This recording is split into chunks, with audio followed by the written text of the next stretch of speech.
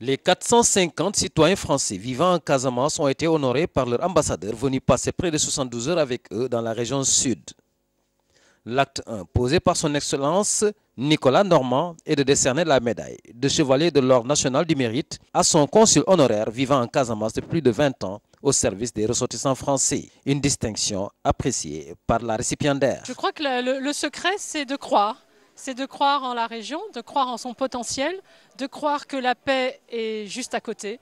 Mais je suis surtout très reconnaissante à la Casamance et aux Casamançais parce que c'est cette région et ses habitants et cette richesse et cette diversité qui m'ont permis de me réaliser à travers cette mission et d'en recevoir aujourd'hui les fruits à travers cette décoration.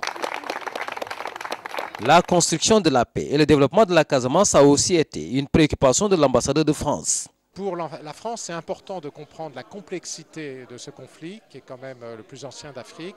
C'est la première fois que les choses bougent fortement. Avant, on constatait un certain découragement, un certain immobilisme, avec des rebelles sans cause et quelques rares idéologues aussi.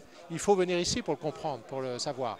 De Dakar, on ne peut pas bien comprendre. Ce dernier, qui a pris langue avec différents acteurs du processus de paix, affiche un optimisme sans faille pour l'aboutissement de ce chantier, non sans renouveler l'engagement de la France à appuyer la dynamique de paix enclenchée depuis quelque temps. Nous préparons déjà le DDR, c'est-à-dire le désarmement, démobilisation, réinsertion, qui est tout un processus qui devra permettre à tous les jeunes et les autres aussi de se désarmer contre des avantages en nature et d'être démobilisés et d'être réinsérés par des formations professionnelles, par du matériel agricole ou autre qu'on va leur remettre gratuitement, par une aide financière et technique qu'on leur apportera.